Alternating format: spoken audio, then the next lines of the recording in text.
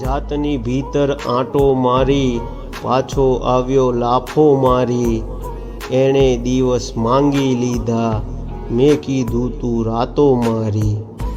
એણે લિપસ્ટિક લાલ કરી તો પાન મેં ખાધું કાથો મારી।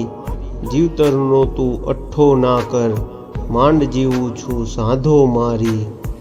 દિલ થઈ જાશે ગાર્ડન ગાર્ડન એક ગઝલ તો વાંચો મારી। મારા પ્રત્યે પ્રેમ નથી તો કેમ કરે છે વાતો મારી।